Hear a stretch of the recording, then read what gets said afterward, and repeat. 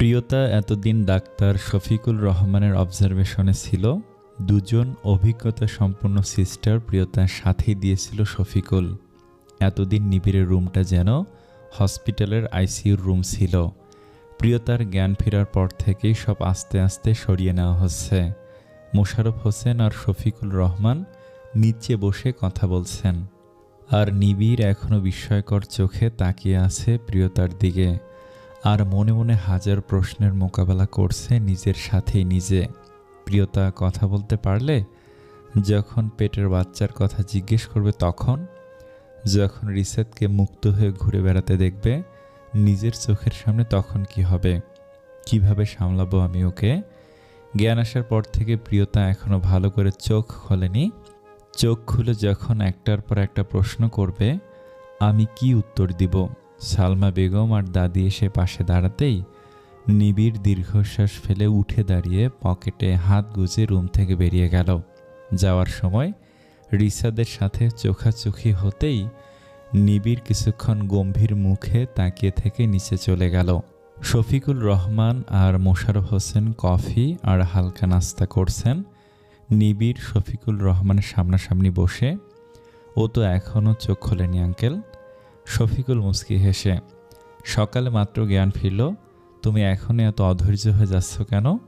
নিবিড় দুই হাত দিয়ে নিজের চোখ মুছে নিয়ে, আপনি যদি আমার জায়গায় থাকতেন তাহলে বুঝতেন, জীবনে অনেক কিছু হারিয়েছি, শুধু এই একটা মানুষ যাকে আমি হারাতে চাই না। মোশাররফ হোসেন ছেলের কথা শুনে মিটমিট করে হাসছে। তার মানে নিবিড় এতদিন প্রিয়তার ব্যাপার নিয়ে সবার সাথে অভিনয় করেছিল, নাকি এখন করছে ডাক্তারদের সামনে? কিন্তু এই চোখ মুখ তো মিথ্যা বলছে না। নিবিড় তো কারণ ছাড়া কথা বলেও না। মোশাররফ হোসেনকে অবাক করে দিয়ে নিবিড় ডাক্তারকে বলল, আমার ডাক্তার শামিনের সাথে কথা হয়েছে বাচ্চাটার ব্যাপারে। গ্রেট, সেদিন ও তো ছিল। হ্যাঁ, সেজন্যই ওনাকে আসতে বলেছি প্রিয়তা সুস্থ হলে। উনি বলেছেন সন্ধ্যায় আসবেন। তাহলে খুব ভালোই হয়। আচ্ছা, আজ তাহলে আমি আসি। আর হ্যাঁ, ও কথা বললেই সাথে সাথে আমাকে কনফার্ম করবেন, কারণ মাঝে মাঝে এইসব রোগী জ্ঞান ফেরার পর মেমোরি লস কিংবা অন্য কোনো সাইড ইফেক্ট করে। আপনারা আগে দেখবেন আপনার রোগী সব কিছু ঠিকঠাক বলে কি না, নাকি উদ্ভট কথাবার্তা বলে সেদিকে খেয়াল রাখবেন। এই রকম অস্বাভাবিক আচরণ দেখলেই আমার সাথে সাথে কনফার্ম করবেন। ডাক্তার কফি শেষ করেই উঠে নিবিড়ের সাথে হ্যান্ডশেক করে চলে গেলেন। নিবিড় পায়চারি করছে প্রিয়তার ঘুম ভাঙার অপেক্ষায়। সন্ধ্যা হয়ে এলো, প্রিয়তা সে আগের মতোই শুয়ে আছে, তবে মাঝে মাঝে হাত পা নাড়াচ্ছে। নিবিড় এতে অনেকটা স্বস্তির নিঃশ্বাস খুঁজে পেয়েছে। আগে তো তাও ছিল না। নিবিড় অপেক্ষা করতে করতে ডাক্তার শারমিন রুমে ঢুকলেন, সাথে জুহিও। মিস্টার নিবিড়, কেমন আছেন? আপনি ভালো করেই জানেন আমি কেমন থাকতে পারি। শারমিন আসলো, তারপর বলল, সকালে বললেন আপনার স্ত্রীর জ্ঞান ফিরেছে, এখন তো মনে হচ্ছে ঘুমাচ্ছে। কিন্তু এখনও কারোর সাথে কথা বলেনি। ডাক্তার শফিক কি বলেছেন? নিবিড় মুচকি হাসে। শফিকুল রহমানের যাওয়ার আগে বলে যাওয়া সব কথাই বলে। নিজের বাবাকে নাম ধরে ডাকছেন উনি, মাইন্ড করেন না? শারমিন আবারও হাসল।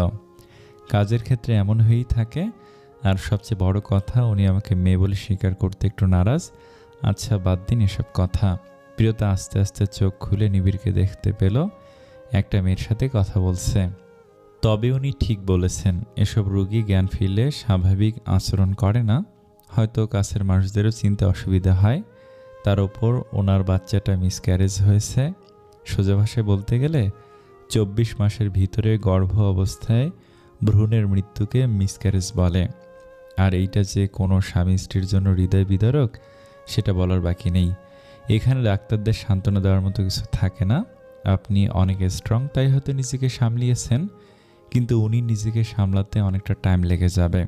আর সেই সময় স্ত্রীর সবচেয়ে যেটা প্রয়োজন সেটা হলো তার স্বামীর সাপোর্ট, যেটা আপনাকে ওনাকে দিয়ে যেতে হবে। এসব রোগীদের ঔষধের থেকে সাপোর্টটাই বেশি কাজে দেয়, কারণ এরা মানসিকভাবে ভেঙে পড়ে। তখন যদি অপোজিটের মানুষটাও খিটখিটে হয় তাহলে ওরা আরও মানসিকভাবে অসুস্থ হয়ে পড়ে। তবে মিস্টার নিবিড়, এসব আমি আপনাকে বলার প্রয়োজন বোধ করি না, কারণ আমার চোখে দেখা আপনি শ্রেষ্ঠ স্বামী, যে নিজের সবটুকু ভালোবাসা তার স্ত্রীকে উজাড় করে দিয়েছে। আপনার ব্যাপারে আমি অনেক কথাই শুনেছি, পেপার কিংবা ম্যাগাজিনে। সব জায়গায় আমি যেটা পেয়েছি সেটা হলো আপনি রাগী এবং কঠোর প্রকৃতির লোক। নিবিড় মুচকি হাসে। হয়তো তারা ভুল কিছু লিখেনি, আলবাত লিখেছে। আপনার স্ত্রীর প্রতি আপনার যে ভালোবাসা আমি দেখেছি, সেখানে সব ভুল। নিবিড় কিছু বলতে গিয়েই প্রিয়তার দিকে নজর পড়ল। প্রিয়তা তার দিকে করুণভাবে নিভু নিভু চোখে তাকিয়ে আছে। নিবিড় এগিয়ে গিয়ে প্রিয়তার একটা হাত ধরেই, বুড়ি, এই বুড়ি, তোমার কখন ঘুম ভেঙেছে? নিবিড় নিজের ওপর নিজের খুব রাগ হচ্ছে। প্রিয়তার চোখ খুলে কখন তাকিয়েছে সে কেন টের পেল না। না জানি ওর কতটা কষ্ট হয়েছে এইভাবে তাকিয়ে থাকতে। জুহি আনন্দে উৎকণ্ঠে সবাইকে ডাকতেই সবাই এসে খাটের চারপাশে ঘেরাও করে ফেলেছে। প্রিয়তা সবাইকে ধীরে ধীরে দেখছে। রিসাদের দিকে তাকা দিয়ে চোখ পড়তেই চোখ বন্ধ করে নিবিড়ের কাছ থেকে হাতটা আস্তে করে সরিয়ে নিল। দাদি এসে প্রিয়তার মাথার পাশে বসে। কেমন লাগতাছে পিউ? প্রিয়তা কিছু না বলে চোখের পাশ দিয়ে পানির স্রোত বেয়ে নামছে। সালমা বেগম নিজের একটা হাত প্রিয়তার হাতের উপর রেখে, তুই কাঁদছিস কেন মা? তুই যে কত বড় ভাগ্য নিয়ে জন্মেছিস। তুই জানিস যে স্বামী তার স্ত্রীর জন্য পৃথিবীটাকে পাল্টিয়ে দিতে পারে, তার মতো ভাগ্যবতী কয়জন আছে? প্রিয়তার চোখ খুলে নিজে নিজে মাথা উঠিয়ে বসার চেষ্টা করতেই নিবিড় ধরে হেলান দিয়ে বসিয়ে দিল। কয়েকদিন পর প্রিয়তা এইভাবে বসতে চেয়েছে, কিন্তু বেশিক্ষণ বসে থাকতে পারল না। শরীরের দুর্বলতার কারণে আবার শুয়ে গেল। সালমা বেগম দৌড়ে প্রিয়তার জন্য স্যুপ রান্না করতে গেলেন। এই সময় নরম খাওয়া দেওয়া উচিত। কতদিন মেয়েটা আমার রান্না খায়নি, আজ তো আর না করতে পারবে না। নিবিড় প্রিয়তার হাত আবারও টেনে নিজের হাতের সাথে ধরতেই প্রিয়তা ভয়ে ভয়ে আস্তে করে বলল, আপনি এমন করছেন কেন? আর আমি এখানে কি করছি? আপনারা কারা? কথাটা শুনেই নিবিড় বলল, হোয়াট? তুমি আমাকে চিনতে পারছো না? আপনি আমার ওপর অযথা রাগ দেখাচ্ছেন কেন? আমি সত্যি আপনাকে চিনি না। ও মাই গড! নিবিড় এইবার একটু কড়া গলায় বলল, প্রিয়তা, ড্রামার একটা সীমা থাকা উচিত। আজ তুমি সেটা অতিক্রম করছো। ডাক্তার শারমিন নিবিড়কে শান্ত হতে বলে। আমি দেখছি মিস্টার নিবিড়, আপনি উঠুন। শারমিন প্রিয়তার সামনে বসে মুচকি হেসে দাদির দিকে আঙুল দেখিয়ে, ওনাকে চিনতে পারছো? প্রিয়তা মাথা নাড়ালো, সে চিনতে পারছে না। নিবিড়ের দিকে দেখিয়ে, এনাকেও না? প্রিয়তা এবারও সেম মাথা নাড়ালো। শারমিন উঠে দাঁড়িয়ে, ডাক্তার শফিকুল যা বলে গিয়েছে ওনার সেটাই হয়েছে। মিস্টার নিবিড়, যাকে বলে মেমোরি লস। নিবিড় বিশ্বাস করতেই পারছে না শারমিনের কথা। একটু আগেও তো ওর তাকানো চোখের পানি দেখে মোটেও তেমন মনে হয়নি। নির্ঘাত নাটক করছে। বুড়ি, তুমি যদি থাকো ডালে ডালে, আমি পাতায় হলেও থাকি। ওকে মিসেস শারমিন, ভাগ্যকে মেনে নিতে হবে। ইয়েস মিস্টার নিবিড়, ভাগ্যের লিখন কেউ খণ্ডাতে পারে না। তবে আজ থেকে আপনার নতুন করে আরেকটা যুদ্ধ শুরু হলো। নিবিড় কিছু বলল না। প্রিয়তাকে বোঝার চেষ্টা করছে। প্রিয়তার নিচের দিকে তাকিয়ে আছে অনেকক্ষণ থেকে। শারমিন চলে গেলেন। যাওয়ার সময় কিছু মেডিসিন আর ভালো ডাক্তার দেখানোর পরামর্শ দিলেন। প্রিয়তার উদ্ভট কথাবার্তা যেন আস্তে আস্তে বাড়তে শুরু করেছে। একটা কথাই বেশিরভাগ রিপিট করছে, সেটা হলো আমি বাড়ি যাব, মায়ের কাছে যাব। নিবিড় মাহিদকে দিয়ে নূরজাহান বেগমকেও নিয়ে আসলেন, কিন্তু প্রিয়তা নূরজাহান বেগমকে মা বলে স্বীকার করতেই রাজি না। উল্টো সবার সাথে খারাপ আচরণ করে যাচ্ছে। নিবিড় নিচে এসে সোফায় বসে চিন্তায় মগ্ন হয়ে বসে রইল। প্রিয়তা এইভাবে কতদিন? এই মেয়ে নির্ঘাত ঝড় তুফানের সময় জন্ম নিয়েছিল, না হলে সবসময় একটা না একটা ঝড় বাঁধিয়েই ছাড়বে। না দিয়ে দৌড়ে এসে, ভাই তুই গিয়ে তোর বউকে সামলা, কারো কোনো কথা শুনছে না, শুধু পাগলামি করছে, তাও আবার এই অসুস্থ শরীর নিয়ে। নিবিড় তড়িঘড়ি করে উঠে নিজের রুমে গিয়ে দেখে মায়ের বানানো স্যুপ নিচে ছড়িয়ে ছিটিয়ে পড়েছে। গম্ভীর মুখে প্রিয়তার দিকে তাকাতেই সালমা বেগম বললেন, তুই ওকে বকিস না, ও এখন স্বাভাবিক অবস্থায় নেই। নিবিড় পকেট থেকে হাত বের করে একটু এগিয়ে নিচে থেকে বাটিটা উঠিয়ে ট্রের ওপর রেখে সালমা বেগমের হাতে ধরিয়ে, সবাই এখন এই রুম থেকে যাও, ওকে আমি দেখে নিচ্ছি। কথাটা শুনে প্রিয়তা ভয় পেয়ে হাত পা গুটিয়ে খাটের এক কোণায় বসে আছে। সবাই চলে যেতেই নিবিড় প্রিয়তার একদম কাছে এসে বসে টলমল চোখে তাকিয়ে। বুড়ি, আমি তোমার উপর একটু রাগ করব না, খুব খুব ভালোবাসবো তোমায়। প্রিয়তা কথাটা শুনে স্থির হয়ে বসল। নিবিড় প্রিয়তা স্বাভাবিকভাবে বসতে দেখে। বুড়ি, আমি তো এবার ঠিক বুঝে নিয়েছি, তোমার নাটকটা খুব জমাতে চাইছো, তাই না? কথাটা মুখ ফুটে নিবিড় না বলে প্রিয়তার হাত টেনে নিতেই প্রিয়তা হাত ছাড়িয়ে নিয়ে, আপনি আমার হাত ধরছেন কেন? কারণ আমি তোমার হাজব্যান্ড, তোমার সব কিছুর অধিকার শুধু আমার। আপনি কি বলছেন আমি কিছু বুঝতে পারছি না। আমাকে বাড়ি দিয়ে আসুন না। আপনারা কেন সবাই আমাকে আটকে রাখছেন? সত্যি তুমি বাড়ি যাবে? প্রিয়তা আবেগী গলায় বলল, ঠিক আছে, তোমায় বাড়ি দিয়ে আসবো, কিন্তু তার আগে তো তোমায় খেতে হবে, সুস্থ হতে হবে, তাই না? প্রিয়তা মাথা নাড়তেই শেফালিকে ডেকে আবার স্যুপ আনতে বলে প্রিয়তার মুখের দিকে তাকিয়ে আছে করুণ চোখে। না, আমার বুড়ি নাটক করছে না। যদি নাটকই করতো কোনো কিছুর বায়নাতে হলেও বাচ্চার ব্যাপারটা ঠিক জিজ্ঞেস করে নিত, কিন্তু ও এতটাই উন্মাদ যে নিজের বেবির কথাটাও মনে নেই। নিবিড় দীর্ঘশ্বাস ফেলতেই চোখের কোণ থেকে এক ফোঁটা পানি গড়িয়ে নিচে পড়ল। পরের দিন বিকেলবেলা প্রিয়তা এখন শারীরিকভাবে অনেকটাই সুস্থ। কাল রাতে নিবিড় প্রিয়তাকে ঘুম পাড়িয়ে যাওয়ার পর থেকেই প্রিয়তা তাকে দেখেনি। নিবিড় সন্ধ্যায় এসে দেখে প্রিয়তাকে জুহি নিচে নিয়ে এসে বসিয়েছে। জুহি প্রিয়তাকে আগের সব কথা বলছে আর প্রিয়তা খিলখিল করে হাসছে, তবে নিজে থেকে কিছু বলছে না। নিবিড় চুপ করে উপরে উঠে যেতেই লক্ষ্য করলো রিসাত উপরের করিডোর থেকে প্রিয়তাকে অপলক দৃষ্টিতে দেখছে। নিবিড় উঠে গিয়ে রিসাদের পিছনে দাঁড়িয়ে। কুকুরের লেজ কখনো সোজা হয় না, আর সেটা আর একটা প্রমাণ তুমি। রিসাত চমকে পিছনে ফিরে, তুমি? হ্যাঁ আমি। তোমার সামনে দিয়ে উঠে এলাম, তুমি এতটাই মগ্ন ছিলে যে আমাকে খেয়ালই করনি। বেশ ভালো লেগেছে আমার, তবে এই মনটা যদি অফিসের কাজে দিতে তাহলে নিবিড় ইসলামের মতো একজন হয়ে যেতে। কথাটা বলে নিবিড় তার ছেলের হাসি ফুটিয়ে নিজের রুমে গেল ফ্রেশ হতে। তোয়ালেটা কাঁধে ঝুলিয়ে নিচে নেমে আসতে আসতে, জুহি, তোর ভাবি সকাল থেকে খেয়েছে? না ভাইয়া, ভাবি তো কিছু খেতে চায় না। জুহি উঠে গিয়ে নিবিড়ের পাশে দাঁড়িয়ে, জানো ভাবি দুপুরে কি করেছে? নিবিড় তোয়ালে দিয়ে চুল মুছতে মুছতে, কি করেছে? রিসাত ভাইকে জড়িয়ে ধরেছে। নিবিড় থমকে গিয়ে, হোয়াট? তবে আর বলছি কি, আপু অবশ্য এই নিয়ে বাড়াবাড়ি করেনি, ভাবি যে নিজের ইচ্ছে থেকে করেনি, আপু বোধহয় বুঝেছে। হঠাৎ ওকে জড়িয়ে ধরার কারণ কি? জুহি কিছু বলার আগেই প্রিয়তার দিকে খেয়াল করলো নিবিড়। প্রিয়তা এক সিঁড়ি করে উপরে উঠে রিসাদের রুমের দিকে যাচ্ছে।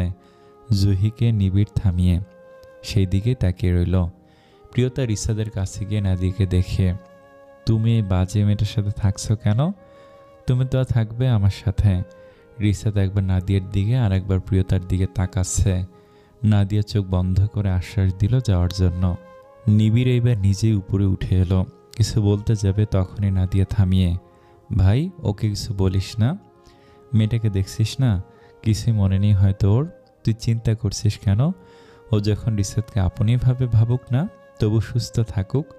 রিসাদ তো আর ওকে খেয়ে ফেলছে না, তাই না?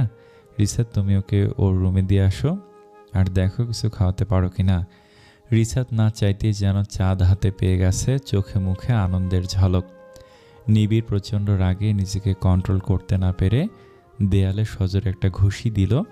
ঘুষি দেওয়ার পর খেয়াল করলো দেয়ালের আঘাতে নিবিড়ের আঙ্গুলের পিঠ সামান্য থেতলিয়ে গেছে। রিসাদ রুমে আসতেই প্রিয়তা উঠে খাটে বসে পড়ল। রিসাদ পাশে এসে দাঁড়াতেই, বসো। তুমি দাঁড়িয়ে আছো কেন? আমি তোমার সাথে শুধু গল্প করব, বসো বসো। রিসাদ পাশে বসতেই, জানো এখানের কেউ ভালো না, শুধু তুমি ছাড়া। তুমি আমাকে একবারও বকে দাওনি। নিবিড় দরজায় দাঁড়িয়ে আছে গম্ভীর মুখে, রাগে যেন তার শরীর জ্বলে পুড়ে যাচ্ছে। অন্য কেউ হলে আজ তার কি অবস্থা করতো নিবিড় নিজেই ভাবতে পারছে না। জুহি এসে নিবিড়ের পাশে দাঁড়াতেই, ওর খাবারগুলো নিয়ে আয়। কিন্তু ভাইয়া ভাবি খাবে বলে মনে হচ্ছে না, তোকে আনতে বলছি, নিয়ে আয়। নিবিড় রুমের ভিতরে এসে, রিসাদ তুমি যাও, ওকে আমি সামলে নিচ্ছি। রিসাদ গম্ভীর হয়ে উঠে দাঁড়াতেই প্রিয়তা হাত ধরে টেনে বসিয়ে, না তুমি যাবে না, ও বাজে লোক, আমাকে বকা দেয়। প্লিজ তুমি যেও না, তুমি কত ভালো। হোয়াট? আমি বাজে লোক? প্রিয়তা এবার বেশি বাড়াবাড়ি হয়ে যাচ্ছে, অনেক সহ্য করেছি আর না। প্রিয়তা হাত টেনে বসিয়ে, চুপ করে বসো, সারাদিন কিছু খাওনি, এখন চুপ করে খেয়ে নিবে। জুহি খাবার ট্রে নিয়ে আসতেই, আমি খাবো না। এই কথায় সুযোগ নিয়েই রিসাদ বলল, আমি খাইয়ে দেই। নিবিড় রাগান্বিত লাল চোখে রিসাদের দিকে তাকাতেই, আসলে ও খাইতে চাইছে না দেখেই বললাম। নিবিড় কিছু বলতে যাবে এমন সময় প্রিয়তা লাফিয়ে উঠে, সত্যি তুমি আমায় খাইয়ে দিবে? ঠিক আছে, আমি তোমার হাতেই খাবো। নিবিড় ঝাঁঝালো গম্ভীর গলায় বলল, প্রিয়তা। প্রিয়তা করে কাঁদতে কাঁদতে, আপনি খুব খারাপ, এই জন্যই তো আমি আপনার সঙ্গে থাকতে চাই না। নিবিড় প্রিয়তাকে বসিয়ে, রিসাদ তুমি এখান থেকে যাও। রিসাদ জ্বলে পুড়ে যাচ্ছে, এত সুন্দর সুযোগ পেয়েও কাজে লাগাতে পারলো না। নেক্সট টাইম নিবিড়ের ধমক সে আর শুনবে না। প্রিয়তা এখন থেকে তার, সে যাই বলে তাই শোনে, সারা জীবন এভাবে থাকলে তো কথাই নেই। যে করেই হোক সময় বুঝে ওকে নিয়ে এখান থেকে চলে যেতে হবে। কথাগুলো ভাবতে ভাবতেই রিসাদ নাদিয়ার সাথে ধাক্কা লাগে। কি ব্যাপার, অন্যমনস্ক হয়ে কি ভাবছ? কই কিছু না তো, মাত্র তো দেখলাম। প্রিয়তার কথা তুমি চিন্তা করো না, ওকে নিয়ে নিবিড় দেখবে, সব ঠিক করে নিবে। আমার ভাইয়ের ওপর আমার বিশ্বাস আছে। প্লিজ রিসাদ, তুমি প্রিয়তার ব্যবহারে কিছু মনে করো না, মেয়েটা তো অসুস্থ, তাই হয়তো তোমার সাথে এমন করছে। আরে না না না, কিছু মনে করার কি আছে, শুধু আমার নাদু বুঝলেই হলো। নিবিড় দরজা লাগিয়ে এসে প্রিয়তাকে নিজের সামনে বসিয়ে, তুমি সব শুরু করছোটা কি? যার জন্য এত কিছু, তুমি তার সাথেই কিনা রাবিশ কোথাকার। এখানে কান্নার কি আছে? আপনি আমায় বকছেন কেন? আমায় বকছেন কেন? যত ঝামেলা বাজিয়ে রাখবে তার উপর ওনাকে কিছু বলা যাবে না। অনেক ভালো কাজ করেছেন, ওকে জড়িয়ে ধরে এখন খেয়ে নাও। না আমি খাবো না, আমি ওর হাতে খাবো। এখন কিন্তু মাইর খাবা। আবার শুরু করছো? এখন কিন্তু আমার রাগ কন্ট্রোল করতে আর পারবো না। এর চেয়ে প্লিজ খেয়ে নাও। তোমার জন্য এতদিন অফিস মিটিং সব বাদ দিয়েছিলাম, আজ যে সারাদিন অফিসের কাজে খুব ব্যস্ত ছিলাম। প্লিজ লক্ষ্মীমের মতো খেয়ে নাও, আমি একটু রেস্ট নিব। কথাটা বলতেই প্রিয়তা হাঁ করে বসে আছে। প্রিয়তাকে হাঁ করতে দেখে নিবিড় মুচকি হেসে, আমি তো হাত দিয়ে খাওয়াতে পারবো না, চামচ দিয়ে খাইয়ে দেই। প্রিয়তা তাকিয়ে দেখলো আঙ্গুলের পিঠগুলো থেতলিয়ে আছে। দেয়ালে জোরে ঘুষি দেওয়ার কারণেই এই অবস্থা হয়েছে। নিবিড় রাখলে কখনোই নিজের ব্যালেন্স ঠিক রাখতে পারে না।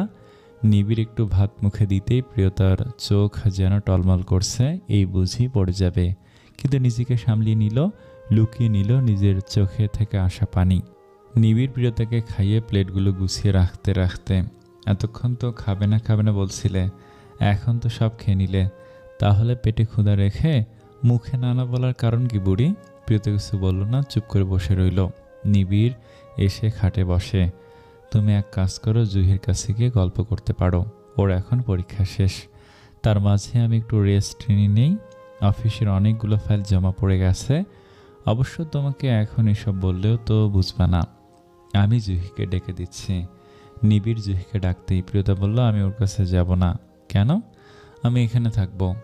আমি তো ঘুমাবো, তুমি কতক্ষণ একা একা বসে থাকবা? কথাটা বলেই নিবিড় উঠে দাঁড়াতে প্রিয়তা শুয়ে, আমি ঘুমাবো। তাহলে মেডিসিন খেয়েই ঘুমাও। প্রিয়তা ঘুমাচ্ছে, নিবিড় শুয়ে থাকলেও ঘুম আসছে না।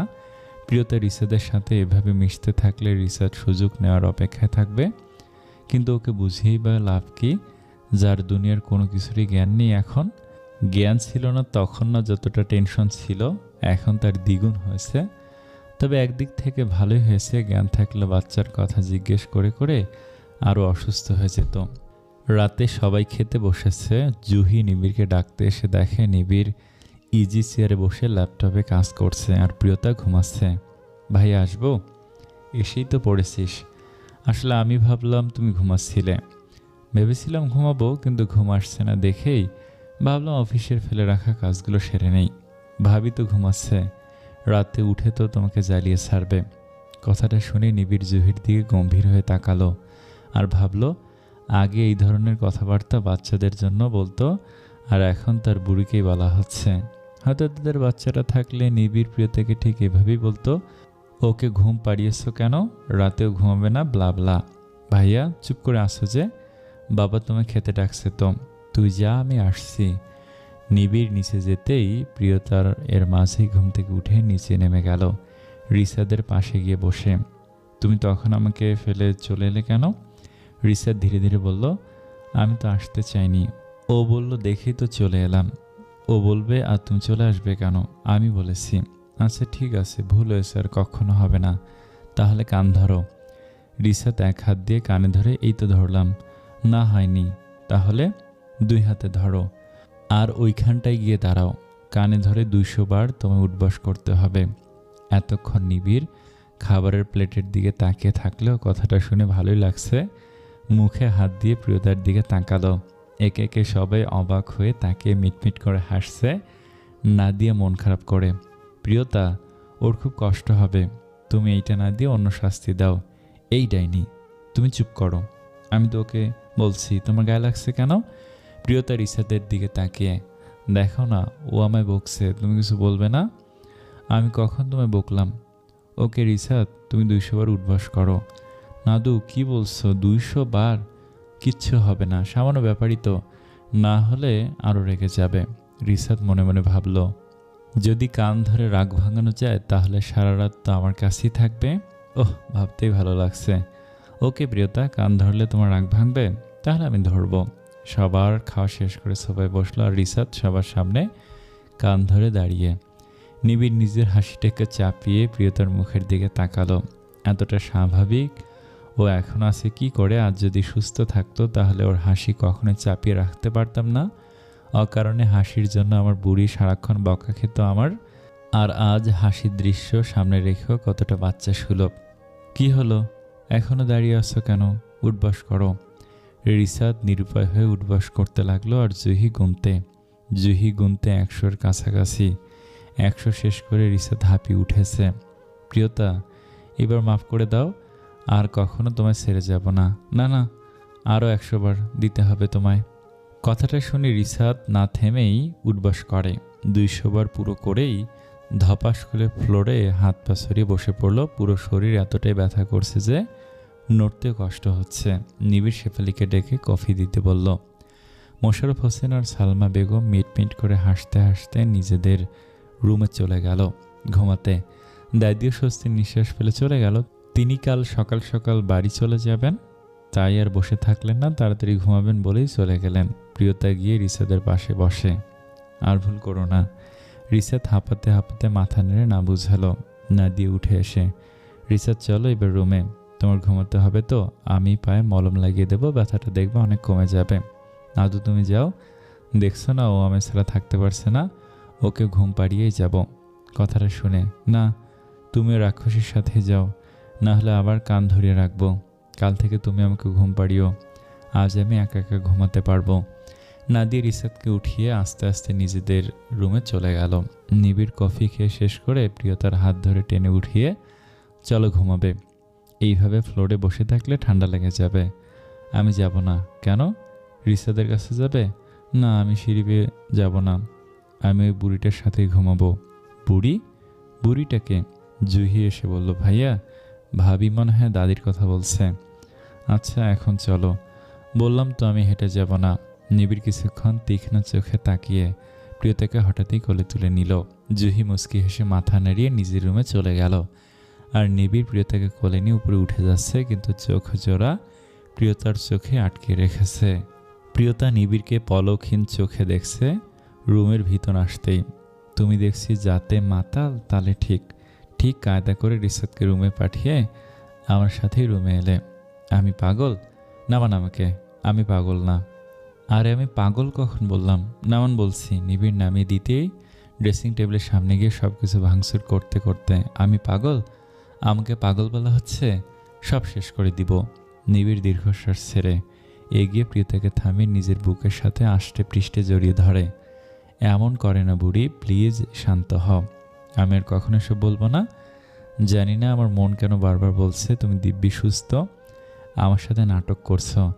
আর তোমার এসব দেখলে মনে হয় তুমি সত্যি সত্যি অস্বাভাবিক। তোমাকে এইভাবে দেখলে যে আমার কষ্ট হয়। কতদিন তোমাকে আমি ভালোভাবে কাছে পাই না, মনের কষ্টগুলো বলতে পারি না। তুমি তো জানো তোমাকে ছাড়া আমি কারোর সাথেই ভালো করে কথা বলতে পারি না। তোমাকে ছাড়া আমি খুব অসহায়।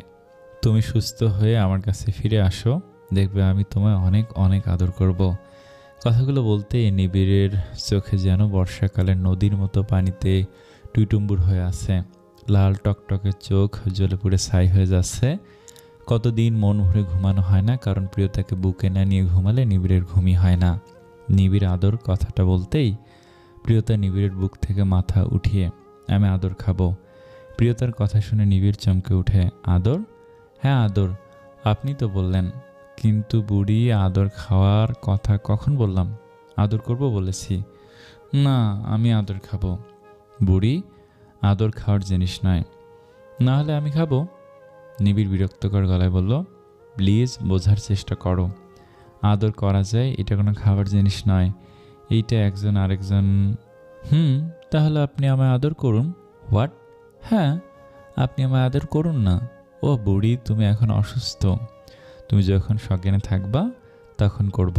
আমি চাই না অচেতন অবস্থায় আমাদের মাঝে খারাপ কিছু হোক। তুমি সুস্থ হও, তখন তুমি চাইতে হবে না, তখন আমি নিজেই তোমাকে আদর করব। না না, আমি কিছুই শুনতে চাই না, আমি আদর চাই চাই চাই। নিবিড় প্রিয়তার কপালে একটা চুমু দিয়ে, হয়েছে? না হয়নি। তাহলে এটা আদর নয়, আমি আদর চাই। তুমি এই রাতে কী যে শুরু করলে, আমাকেই পাগল বানিয়ে ছাড়বে। প্রিয়তাকে এনে শুয়ে দিয়ে নিবিড় লাইট বন্ধ করে নিজেই শুয়ে এবার ঘুমাও। কাল সকালে তোমায় অনেক আদর করব। প্রিয়তা ঝাপসা অন্ধকারে মুখে হাসি ফুটিয়ে পাশে ফিরে ঘুমাতেই নিবিড় আস্তে করে টেনে নিজের বুকের মাঝে এনে জড়িয়ে ধরে ঘুমালো। কতদিন পর শান্তিতে ঘুমাতে যাচ্ছে নিবিড়। এই বুকে প্রিয়তা না থাকলে নিজেকে বড্ড অসহায় লাগে। আজ মনে হচ্ছে নিবিড় পুরোই পরিপূর্ণ। এই নিবিড়ের জীবনে প্রিয়তা ছাড়া যে কোনো অস্তিত্ব নেই, নিবিড়ের এখন তাই মনে হয়।